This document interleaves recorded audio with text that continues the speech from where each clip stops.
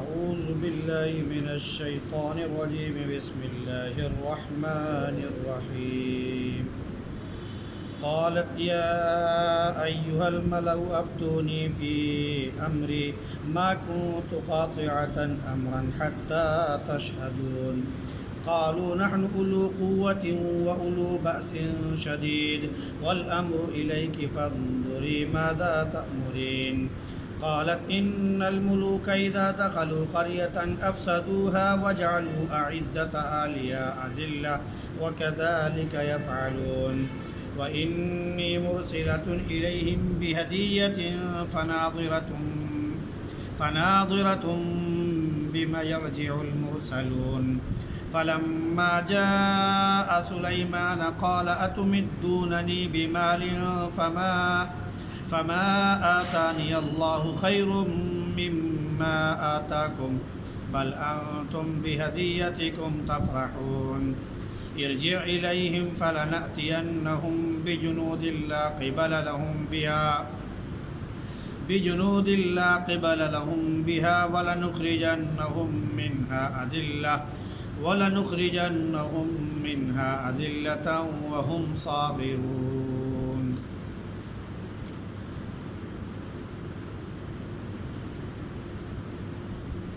اس نے کہا اے دربار والو مجھے میرے معاملے میں مشورہ دو کیونکہ میں کوئی بھی فیصلہ اس وقت تک نہیں کرتی جب تک تم لوگ موجود نہ ہو. ان لوگوں نے کہا کہ ہم طاقت اور قوت والے ہیں اور سخت جنگجو اور لڑائی والے ہیں. معاملہ آپ کے ہاتھ میں ہے تو آپ خود دیکھ لیں کیا فیصلہ کرنا ہے. اس نے کہا کہ بادشاہ جب کسی بستی میں داخل ہوتے ہیں تو اسے خراب اور برباد کر دیتے ہیں اور وہاں کے عزت دار باشندوں کو ذلیل کر دیتے ہیں اور وہ ایسے ہی کیا کرتے ہیں. میں ان کے پاس ہدیہ بھیجتی ہوں پھر دیکھتی ہوں کہ قاصد وہاں سے کیا جواب لے کر آتے ہیں.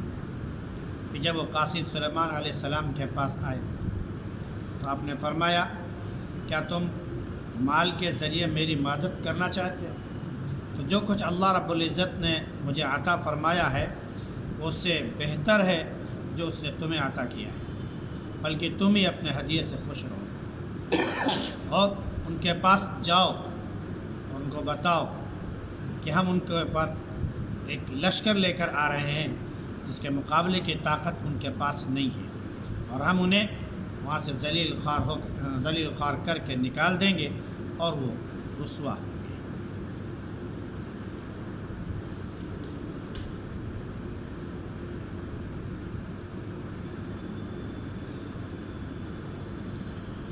گزشتہ آیات میں اس بات کا ذکر تھا کہ جب حضرت سلیمان علیہ السلام کے پاس ملکہ سبا کی خبر لے کر آیا تو سلیمان علیہ السلام نے اسے چھوڑ تو دیا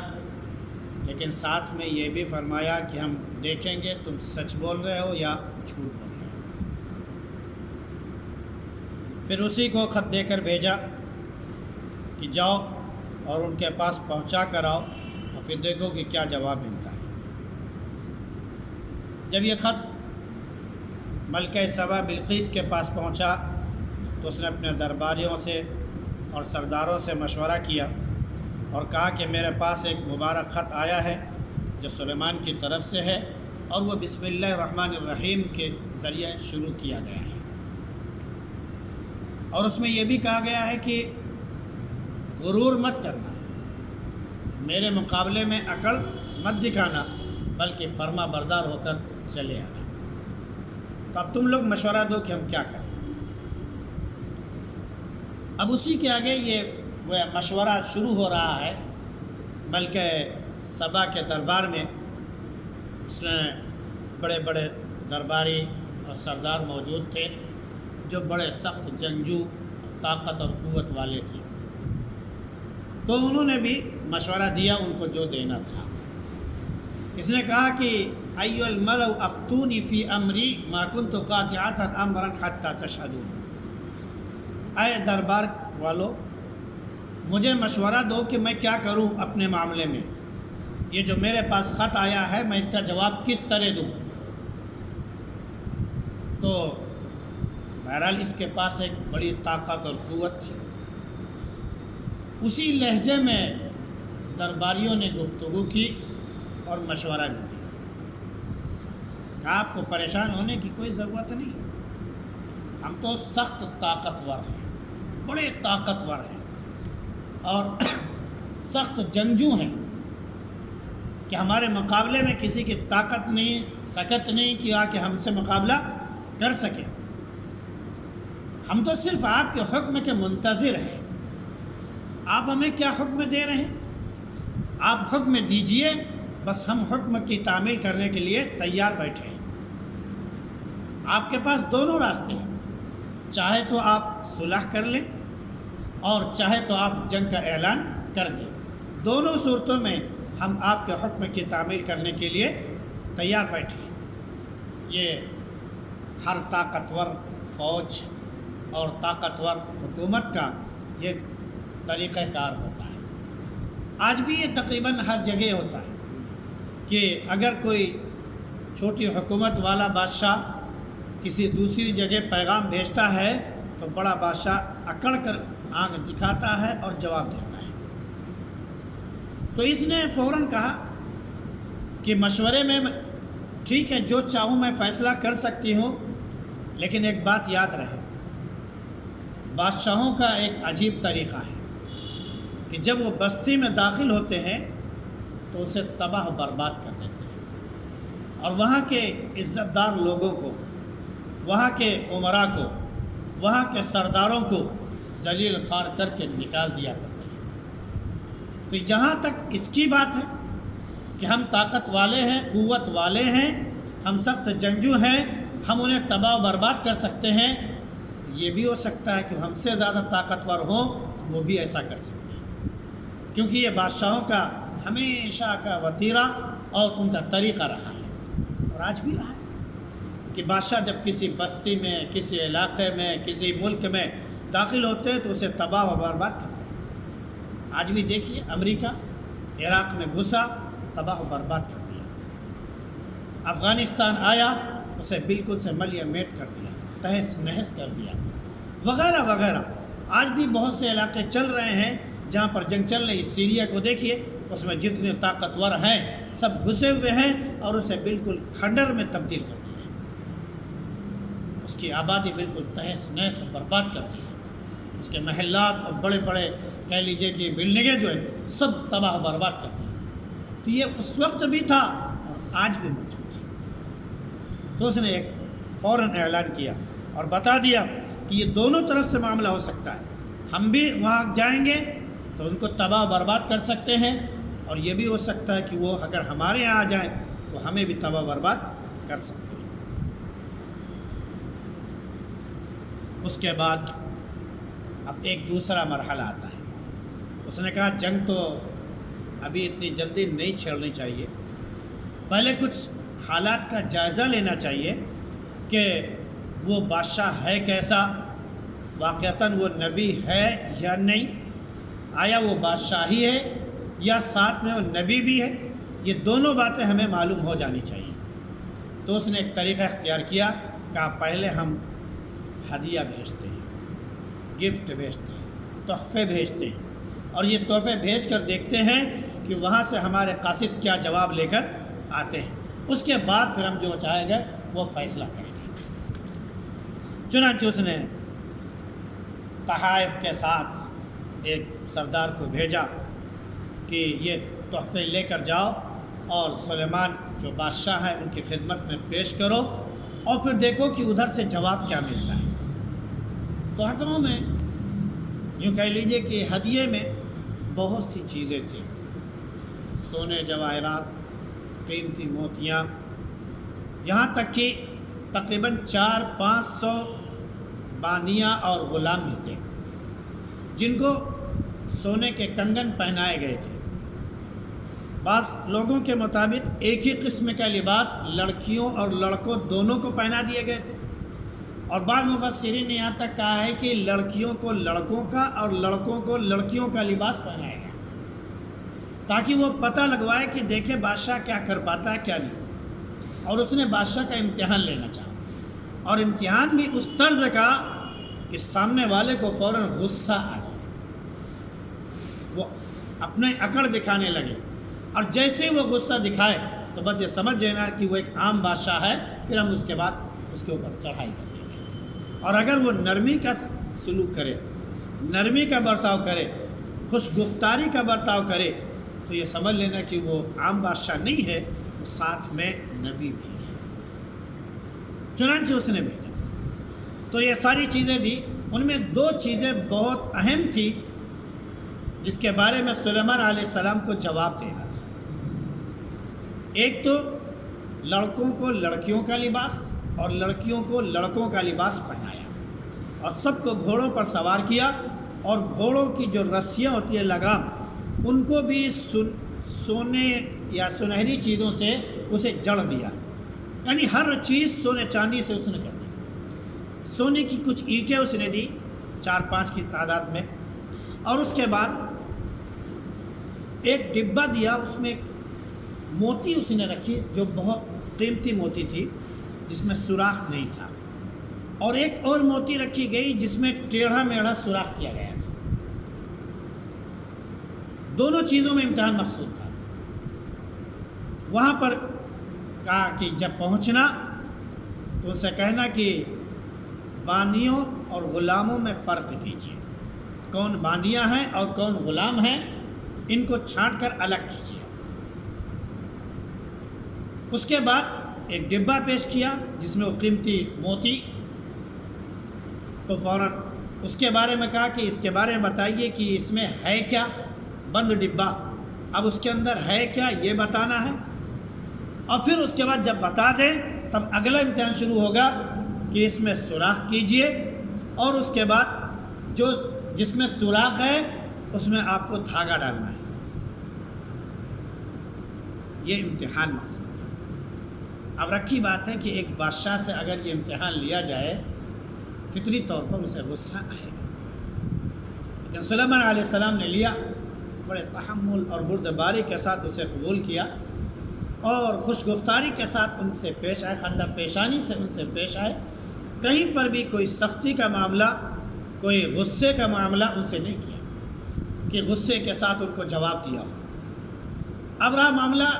لڑکیوں اور لڑکوں یعنی غلاموں اور باندیوں کو الگ کرنے کا، تو آپ نے ان کو بلایا اور کہا سب لوگ اپنا ہاتھ اور منہ دھوئیں۔ ایک فطرت عجیب اللہ رب العزت نے انسان کے اندر رکھی ہے۔ مرد جب بھی ہاتھ دھوتا ہے، جب بھی منہ دھوتا ہے، تو پانی لے کر ڈائریکٹ وہ اپنے منہ پر مارتا ہے۔ عورتوں کی ایک عجیب فطرت ہے کہ جب وہ منہ دھوتی ہیں تو پہلے ایک ہاتھ میں پانی لیں گی، پھر اس کو دوسرے میں ڈالیں گی، پھر اس کے بعد منہ پہ ماریں گی۔ سلیمان علیہ السلام نے کہا کہ سب سے کہ تم لوگ منہ دھو، اپنے ہاتھ دھو۔ جب انہوں نے ہاتھ دھونا شروع کیا، اپنا منہ دھونا شروع کیا، سب کو الگ کر دیا، یہ لڑکیاں ہیں اور یہ لڑکے۔ یہ عجیب، جب انسان کو اللہ رب العزت عقل و شعور سے نوازتا ہے، اور پھر وہ تو نبی تھے، تو انسان بادشاہ جو بنتا ہے وہ ایسے نہیں بن جاتا ہے، عقل و شعور بھی اس کے پاس ہے۔ ہمارے ہندوستان کا ایک واقعہ ایسی موجود ہے کہ شاہ جہاں جس نے تاج محل بنوایا، اور ہر چیز اس میں اس نے، اور جو محل ہے اس کا وہاں پر ہے، اس میں ہر چیز اس نے رکھی، اور یہاں تک کہ وہ بازار بھی لگواتا تھا اپنی بیوی کے لیے، زوجہ کے لیے۔ تو اس میں ایک شخص تھا، اس کو یہ معلوم تھا کہ شاہ جہاں کی بیوی ممتاز بہت خوبصورت ہے، وہ دیکھنا چاہتا تھا۔ عورتوں کا لباس پہن کے وہ اس نے بازار میں ایک دکان لی، اور اس میں اس نے عورتوں کے جو دکانیں ہوتی ہیں وہ اس نے اس میں رکھی۔ بادشاہ جو ہے اپنی زوجہ ممتاز کے ساتھ بازار پہنچا، تو جتنے دکاندار تھے وہ بادشاہ کو دیکھتے اور سلام کرتے، کیونکہ وہ عورتیں تھیں، سب ساری عورتیں سلام کرتی۔ ہوتے ہوتے جب کنارے دکان پر پہنچا بادشاہ، تو اس نے بجائے بادشاہ کو دیکھنے کے زوجہ کی طرف نگاہ اٹھائی، بادشاہ نے وہاں پر کچھ نہیں کہا، فوراً وہاں سے ہٹ کے گیا۔ جیسے دربار میں پہنچا کہ کونے میں جو کھلا دکان ہے اس دکاندار کو گرفتار کر کے لایا جائے، وہ عورت نہیں وہ مرد ہے۔ کسی کو نہیں پتا تھا کہ وہ مرد عورت کی شکل میں کیسے آئی، لیکن اس نے دیکھتے کے ساتھ ہی فوراً پہچان لیا۔ بادشاہ سے پوچھا گیا کہ آپ نے کیسے پہچان لیا، جبکہ آپ کے سرداروں نے اور جن لوگوں نے دکانیں لاٹ کی ان لوگوں نے بھی نہیں پہچانا، آپ نے کیسے پہچان لیا؟ کہ مرد کی فطرت ہوتی ہے وہ عورتوں کو دیکھتا ہے، عورت کی فطرت ہوتی ہے تو مردوں کو دیکھتا ہے۔ وہ مجھے دیکھنے کے بجائے وہ اس کے اوپر نگاہ ڈالی ہوئی تھا، میری زوجہ کے اوپر، ممتاز بیگم کے اوپر۔ پھر اس سے پوچھا گیا تو اس نے بتایا کہ میں ممتاز بیگم کو دیکھنا چاہتا تھا۔ بہرحال اس طرح عقل و شعور بنا۔ اور بھی اس طرح کے بہت سے واقعات موجود ہیں۔ محمود غزنوی کا واقعہ موجود ہے، شیرشاہ سوری کا واقعہ موجود ہے نا؟ شیرشاہ سوری نے جو جی ٹی روڈ بنوائی ہے، پورے ہندوستان میں روڈ ہے وہ، کہ کلکتہ سے لے کر بالکل آخری کنارے سے لے کر پشاور تک وہ روڈ ہے جو ہندوستان کی سب سے اہم جی ٹی روڈ کہلاتی ہے۔ اپنے فوج کا جائزہ لے رہا تھا، بس اچانک گھوڑے پر سے اترا اور ایک چھوٹی سی لکیر اس نے کھینچ دی۔ وزیر جو موجود تھا اس نے کہا بادشاہ کا حکم سر آنکھو ایسا ہی ہوگا۔ کسی کو نہیں پتا تھا کہ بادشاہ نے کیا کہا اور وزیر نے کیا سمجھا، کسی کو نہیں پتا تھا۔ اور جب کام شروع ہوا تب سب کے ذہن میں آیا کہ بادشاہ نے روڈ کا نقشہ بنایا تھا اور وزیر نے اسے سمجھا، اور ہندوستان کے اس کونے سے لے کر اس کونے تک، تب ہندوستان اتنا چھوٹا نہیں تھا، یہ آپ کا افغانستان اور یہ پاکستان اور یہ بنگلہ دیش اور بھی بہت سے علاقے تھے جو ہندوستان کے 16 ٹکڑے ہو چکے کہہ لیجیے، تک 16 ملک اس سے نکل چکے۔ اب یہ ہندوستان اتنا چھوٹا بچا ہوا جو ہے اب بھی موجود ہے، پھر بھی بہت بڑا ہے۔ تو اس طرح اللہ رب العزت عقل شعور سے بھی نوازتا ہے۔ تو سلیمان علیہ السلام نے ایک تو یہ پہچان کی کہ لڑکی کون ہے اور لڑکا کون ہے، باندی کون ہے اور غلام کون ہے۔ اس کے بعد جب ڈبہ دیا گیا تو اب آپ کو اس میں پتہ نہیں تھا کیا تھا۔ جیسے ڈبہ آپ کے ہاتھ میں آیا تو جبریل علیہ السلام آئے اور انہوں نے بتایا کہ ڈبے کے اندر ایک قیمتی موتی ہے، اس میں سوراخ نہیں ہے، اور ایک اور ہے موت جس میں سوراخ ہے لیکن ٹیڑھا میڑھا ہے۔ سلیمان علیہ السلام نے فوراً بتایا کہ اس کے اندر یہ قیمتی موتی ہے اور اس کے اندر ایک یہ ہے جس کے اندر سوراخ ہے اور ٹیڑھا میڑھا سوراخ ہے۔ جب ان لوگوں نے پہچان لیا کہ صحیح ہے تب کہا کہ ملکہ کا حکم ہے کہ آپ اس میں دھاگا ڈالیں۔ سلیمان علیہ السلام نے جناتوں کو اور دیگر شیطانوں کو سب کو بلایا کہ کیسے ہو سکتا ہے، سب نے لا علمی کا اظہار کیا۔ جواب ملا کہ لکڑی کا جو کیڑا ہوتا ہے جس کو ہم لوگ گھن کہتے ہیں اسے بلایا جائے اور اس سے کہا جائے کہ یہ کام کرے۔ لکڑی کا کیڑا آیا، اس کو موتی پر بٹھایا گیا، وہ جس میں سوراخ نہیں تھا وہ ادھر سے دھاگا لے کر سوراخ کرتا ہوا دھاگا لے کر جاتا ہوا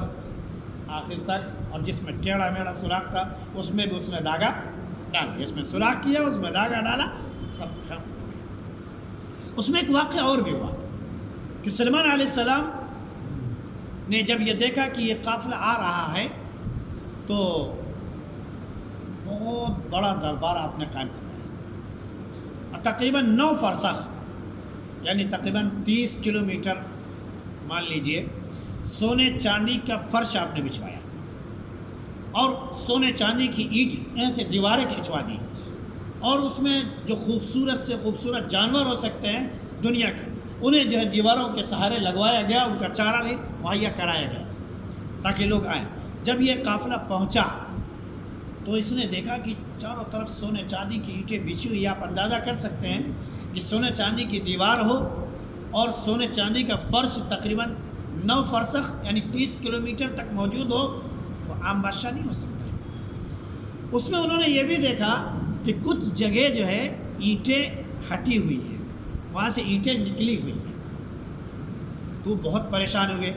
کیونکہ اتنی ہی اینٹیں نکلی ہوئی تھی جتنی اینٹیں وہ تحفے میں لے کر آ رہے تھے۔ تو بہت پریشان ہوئے کہیں ایسا نہ ہو کہ ہم لوگوں پر یہ الزام لگ جائے، تہمت لگ جائے کہ اینٹیں نکالنے والے یہی لوگ ہیں۔ تو جہاں جہاں اینٹیں نکلی ہوئی تھی وہ چپکے سے خاموشی سے وہ اینٹیں وہاں پر لگاتے چلے گئے۔ خیر وہ ان کو لایا گیا، سلیمان علیہ السلام کے دربار میں پہنچے، سلیمان علیہ السلام نے تحفہ دیکھا، یہ سارا کھیل ہو گیا، فرمایا کہ اتمدوننی بمال فما آتانی اللہ خیر مما آتاکم، تم میری مدد ان مال کے ذریعے کرنا چاہتے ہو، ان ذرا سے تحفوں کے ذریعے، دنیاوی ساز و سامان کے ذریعے کرنا چاہتے ہو؟ تمہیں پتہ نہیں ہے کہ اللہ رب العزت نے جو کچھ ہمیں دے رکھا ہے وہ اس سے بدرجہ بہتر ہے، کہیں زیادہ اس سے اچھا ہے۔ ایک تو یہ ساری دولت ہمارے پاس موجود ہے، ہر طرح کی حکومت، ہماری حکومت میں چیزیں شامل ہیں، میری حکومت ہواؤں پر، میری حکومت جناتوں پر، میری حکومت شیطانوں پر، میری حکومت پرندوں پر، میری حکومت انسانوں پر، میری حکومت تمام مخلوقات پر، تمام جانوروں پر، میری حکومت پرندوں پر اور وحشی جنگلی جانوروں پر، ہر جگہ میری حکومت ہے، اور تم یہ ذرا سی چیز سے مجھے بہلانا چاہتے ہو، خوش کرنا چاہتے ہو؟ لے جاؤ اپنے ہدیے، تم ہی خوش رہو، مجھے کوئی ضرورت نہیں اس کی، اور جا کے بتا دینا کہ ہم ایسا لشکر لے کے آ رہے ہیں جس کی طاقت اس کے پاس نہیں ہوگی کہ اس سے مقابلہ کر سکے۔ جب سلیمان علیہ السلام نے یہ جواب دیا اور وہ قافلہ وہاں سے واپس آیا اور اس نے ملکہ بلقیس کو بتایا کہ یہاں اس طرح واقعہ ہوا اور اس طرح میں جواب دیا گیا ہے، تو پہلے ہی وہ قائل ہو چکی تھی، بس اس کی وجہ سے اس کو اور بھی یقین ہو گیا، تو بجائے اس کے کہ وہ اطراتی اور اکڑ دکھاتی، اس نے فوراً وہ پیغام دیا کہ ہم جو ہے اطاعت و فرما بردار ہو کر آپ کی خدمت میں حاضر ہو رہے ہیں۔ انشاءاللہ اس کا ذکر کرنا ہے گا۔ سبحان اللہ بحمدک، سبحانک اللہم بحمدک، ونشہد ان لا الہ الا انت نستغفرک ونتوب الیک۔ سبحان ربک رب العزۃ عما یصفون وسلام علی المرسلین۔